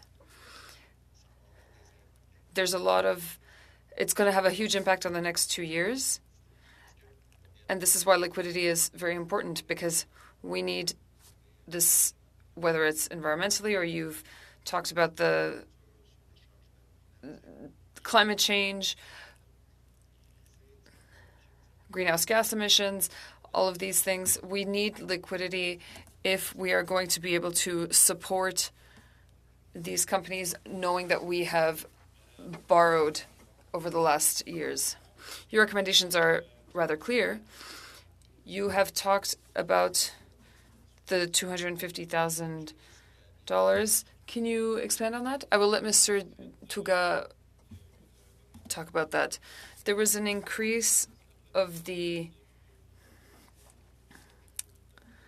amount without interest from 100,000 to 250,000, and to maintain that without interest for a longer period would be helpful in order for us to weather the storm. Our companies are growing, and this would just be an actualization of an amount that should have been actualized earlier. When you talk about the labor force or the workforce in a competitive way, you talk about more fluidity and flexibility with regards to the foreign workers. Can you expand on that? I know that the government has made many efforts, and the members here have seen that it's necessary to go further. With our workers in this sector in Canada, it's 1/3 of our labor force that comes from abroad. So it is very important to have programs that are flexible and that are predictable. We're being asked to be efficient, and so we also are asking the minister to be efficient. We don't want this administrative bureaucratic weight. So I think we need to continue this on this path, have some flexibility, because these workers are a part of the development of our companies, and they have been participating for years. They are fantastic people, and we have to welcome them correctly, and we have to have transition committees for them, but it has to happen quickly. With regards to the 35% tax on fertilizer, we've talked about it before. How do you foresee the refund happening? Well, in the east of Canada, we, of course, this had a huge impact on us, and we're talking about a few $1 million with regards to the fees. But we're being told that we have to remain competitive. We're asking to be refunded. Maybe there are different ways to do that, but we really do need that money back, and that will allow producers to diminish the impact that inflation had and to make them competitive again. That money, well, we can't use it for research and development if we don't have it, and invest in the environment either. In 20 seconds, can you talk about the standards? Well, it's something we talked about last week. It's the same thing. We have talked about it for years. We talk about reciprocity, but we're talking about the code of conduct as well that we want to encourage. Thank you, Mr. Caron and Mr. Perron, and now Mr. McGregor. Thank you, Mr. Chair. Thank you to our witnesses, really, for helping guide our committee through this study. Dr. Stanford, I'd like to start with you. You probably, of course, are aware that we have had representatives from some of the grocery companies before our committee. Unfortunately, they thought it best to send their vice presidents and not their CEOs or presidents. And I found them to be quite defensive, and the narrative that they presented to our committee certainly was in that light. I'm really glad to have you as a witness, and I appreciate the submission you've given us, because I think you've provided a very important counter-narrative backed up with the facts that you have gleaned from readily available statistics. The fact that food retail margins have soared since 2019, the profits have doubled, and that's, of course, happening at the same time that the sales volumes are going down for each of the companies. And, I'll just quote you from the back where you stated, quote, "The evidence is clear. Food retailers have taken advantage of the pandemic and its after effects to extract more surplus from their workers and consumers. Their profits have clearly contributed to inflation and should be challenged with excess profit taxes, stronger competition rules, and better labor standards." However, I also want to go to another sector, because you've got this great table on page 5 of the submission you gave to the committee, where you look at the 15 top sectors in terms of the increase in profits they have seen. And we know that oil and gas, like fossil fuels, of course, are incredibly important in the agricultural sector. Primary agricultural producers do get a break from the fuels that they use on farm. That's provided for in the Greenhouse Gas Pollution Pricing Act. But of course, fuels are incredibly important not only for delivering inputs to the farm, but also delivering the food that they produce to the supermarkets. And when I look at your chart and I see that oil and gas, their change in net income since 2019 has increased by 1,011%.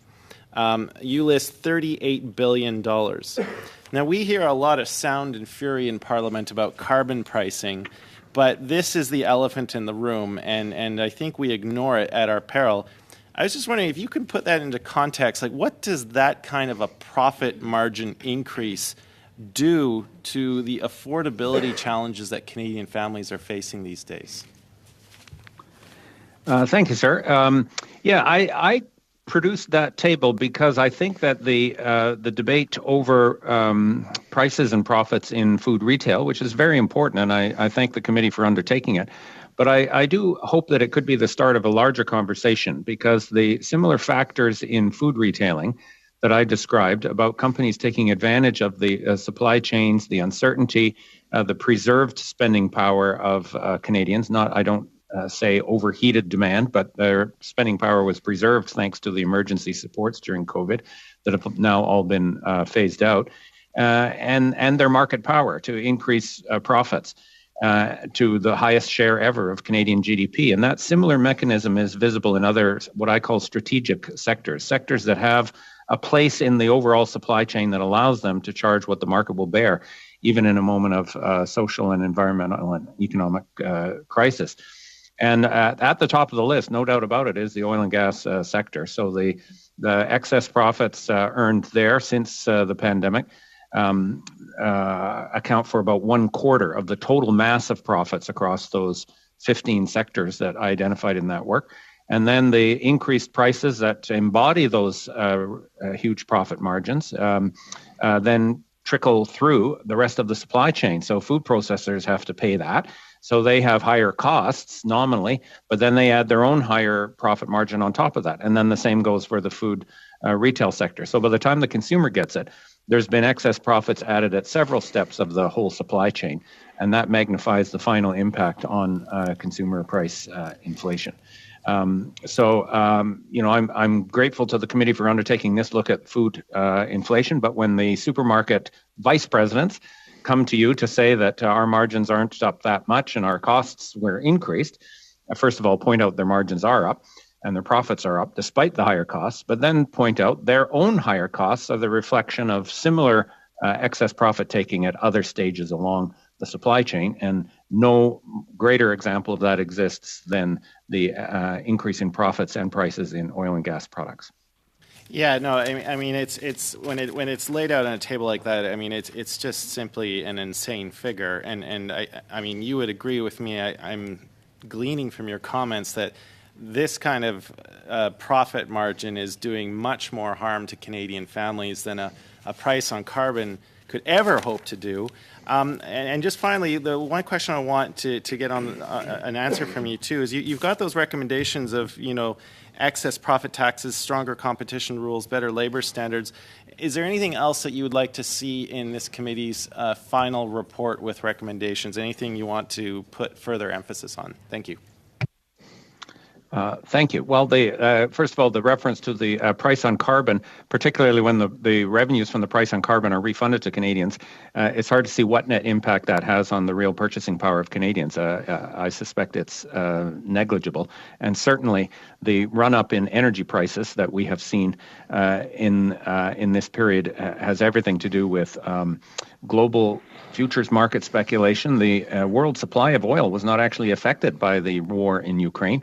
World oil supply, including supply from Russia, has increased, not decreased. Yet the way futures markets work and the way our energy policy in Canada works, the resulting spike in prices was translated into Canadian consumers very quickly, and that was all profit because the actual price of producing that energy in Canada and refining it and distributing it to consumers did not change much at all.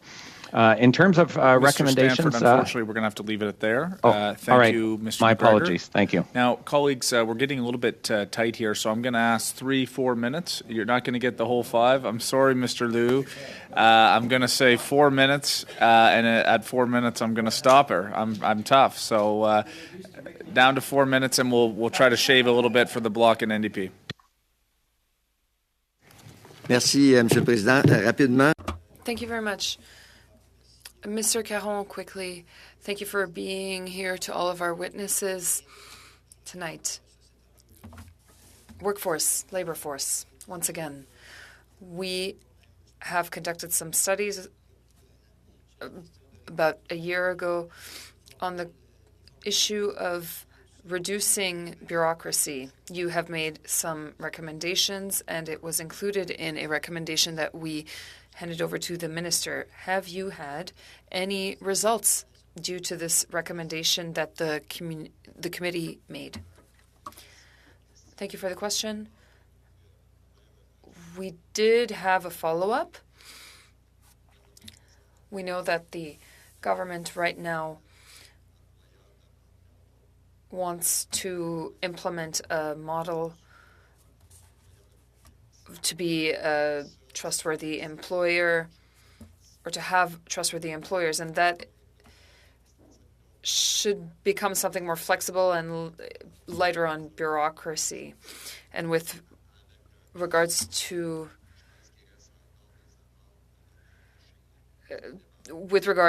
the labor market impact assessments and so on, I think there's a lot of progress to be made. Of course,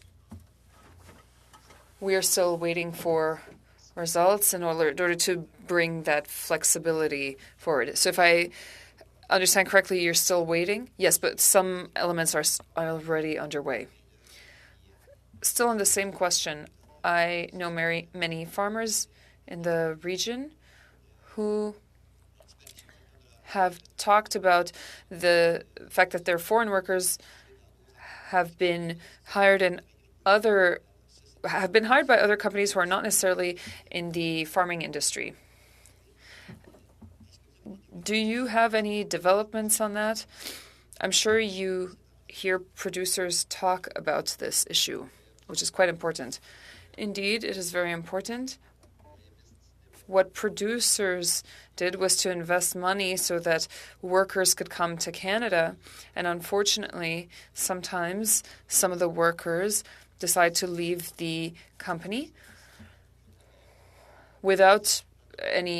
seemingly without reason, and then you have to restart the whole process. This, of course, we talked to the Foreign Affairs Minister about in order to have a bit of a follow-up on this. We want a follow-up. I mentioned it earlier. We're asking farmers to do a lot right now, and we are ready to be more efficient, but we need results. It's not just for us, it's for the good of the workers who maybe are finding themselves hired by companies that are not treating them well. Thank you, because I do think that this is something that would have a direct impact on the increase of prices. And of course, producers cannot continue to bear that burden, especially with the competition amongst different industries. So thank you very much. I think I have 2 minutes still, Mr. Chair. No, you have 45 minutes, or rather 45 seconds. Thank you so much, Mr. Chair. So with regards to fertilizer, Mr. Caron, you said that there was the possibility of getting certain refunds, but is there real willingness to find a solution to refund this $34 million, these upwards of $34 million that were taken out of the pockets of producers? When we talked to Ms. Freeland and Ms. Guibault, we did talk about the fact that this was underway. They do want to come to an agreement, but you have not seen the money yet, have you? No, not yet. Thank you, Mr. Caron. Thank you, Mr. Caron. Thank you, Mr. Lehoux. Mr. Lehoux for 4 minutes. Chair, and thank you to the witnesses. This is very helpful today, and these are important conversations because we've heard it over and over again. Food is a fundamental need, and households don't have the flexibility to reduce their spending for food compared to other commodities. So I'm happy to be here today addressing that frustration that Canadians are feeling with the rise in food costs. So Dr. Stanford, you've cited that the average grocery prices have increased 11% in the last year, which is about double the overall inflation rate of 6.3%, and that food inflation, even though, let's say, housing prices, gas prices are coming down, food inflation is still stubbornly high, and that food retail profits have nearly doubled compared to pre-pandemic norms. So we heard from both you and Professor Brander that shortages in the beginning of the pandemic made it possible to raise these costs, that demand was up during the height of the pandemic, and that people were staying at home. But even though people are buying less groceries now than during the height of the pandemic, profits are increasing on average for supermarkets. So just to explain in simple terms, to how are we going to contest that the major grocery chains, to dispute their arguments that this is business for usual for them, that how can we explain how prices seem to go up fast but are very slow to come down? Thank you.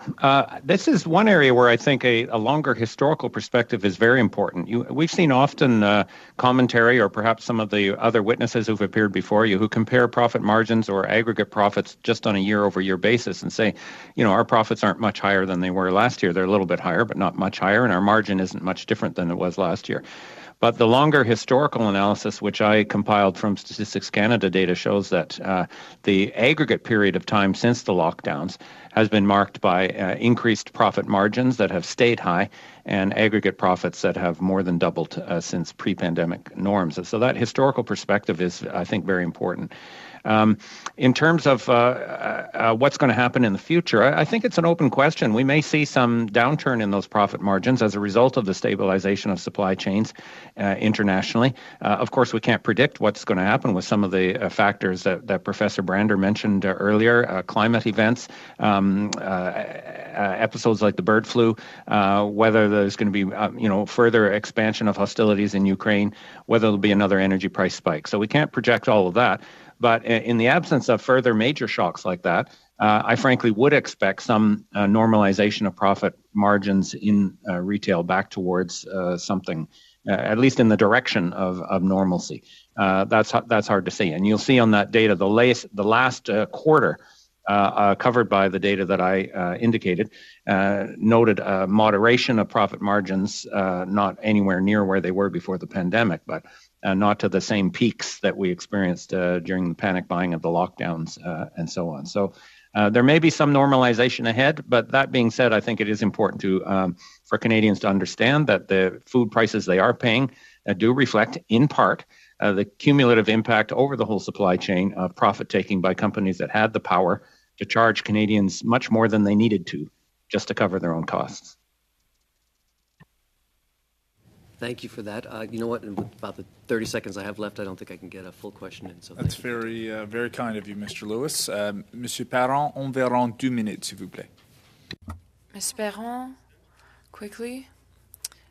I can, of course, take 30 seconds from Mr. Lewis.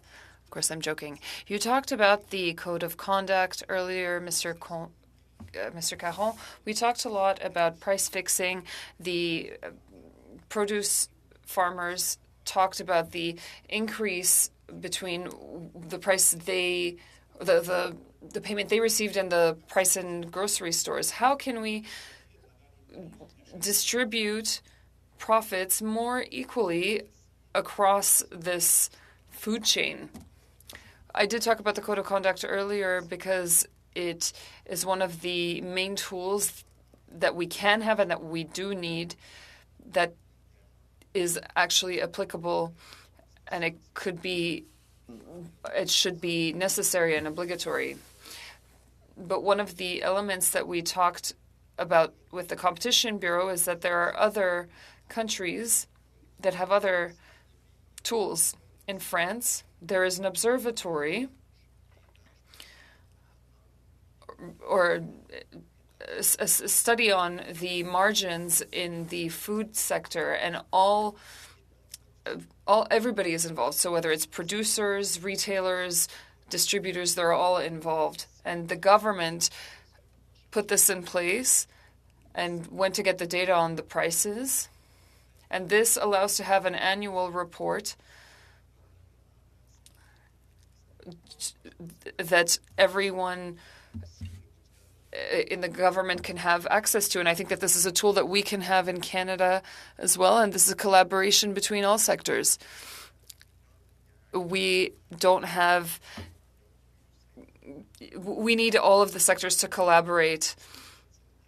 And a consultation, of course, would allow us to have a report, and the elected officials would be able to show citizens how these things go down. And if there's a judicial sector or there's a legal side to it, then you can modify things as well. Thank you. Thanks, Chair. I'm going to just take my time to formally move that motion. The clerk submitted it to everyone's email, so hopefully everyone's had a chance to read it and contemplate it. So I won't bother to read it out to the record again. I'll just move it and open a discussion, and hopefully colleagues will agree. Okay.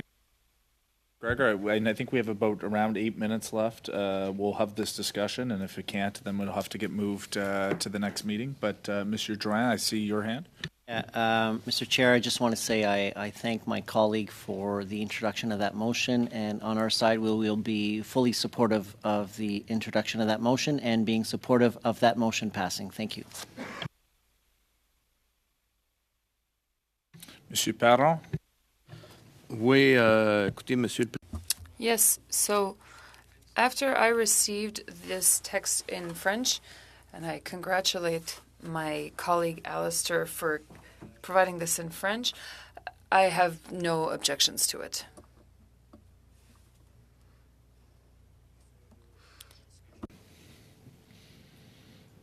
Seeing none, certainly it looks as though there's a majority. As your chair, I will highlight, Mr. McGregor, I certainly appreciate the fact that we're extending. I do have some concerns that the CEOs that will ultimately be summoned to come, which I think is important in terms of accountability. I don't know if we're going to get any further information, but I take point that this is the prerogative of the committee. And I think, do we need to call it to a vote, or I think it simply will pass, or would you like a recorded vote? Mr. McGregor, I guess that's your question. Would we like to see a recorded vote? Sure, let's get everyone on the record. We'll have a recorded vote, please. Madam Clerk, I'll ask you to help out. Monsieur Drouin. En faveur. Mr. Lewis. In favor. Madame Martinez-Ferrada. Pour. Mr. Gahir. In favor? Madame Valdez. Mrs. Valdez. In favor. Mr. Barlow. In support. Monsieur Lehoux. Pour. Mrs. Rood. I support it. Mr. Courec. I support the motion. Monsieur Perron. En faveur. Mr. McGregor. Yes. Okay. Obviously unanimous. Okay, colleagues, we will work with that. I will work with the clerk, and we'll go from there. I see your hand, Mr. McGregor. Then I have Mr. Lehoux, but I want to be mindful of time here, particularly for our translators. Over to you, Mr. McGregor. Yeah, no, just very quickly, I just want to thank colleagues for another unanimous vote. I do appreciate it. Mr. Liu? Question rapide, est-ce qu'on a une réponse? Quick question. Has the immigration minister responded? Our clerk, not that I know of. I think the invitation is still standing. The minister knows our schedule and the different parameters, and unless something has changed since the last time we've met, I don't think that's the case, but I'll let my clerk speak to that. J'ai continué les suivis avec le bureau de Monsieur Fraser. I have contacted with Mr. Fraser's Office. I've been told that we will have an answer over the course of the week, and I will continue to follow up. Thank you, colleagues. And thank you to our witnesses, let me say as well. I apologize, we got caught up in a little bit of procedure there, but certainly to Monsieur Caron and Monsieur Dugas, to Mr. Stanford and to Mr. Brander. Thank you for taking the time this evening to provide testimony and to be part of our study. Thanks so much. Good night, everyone. Thank you, committee. Thank you. Merci.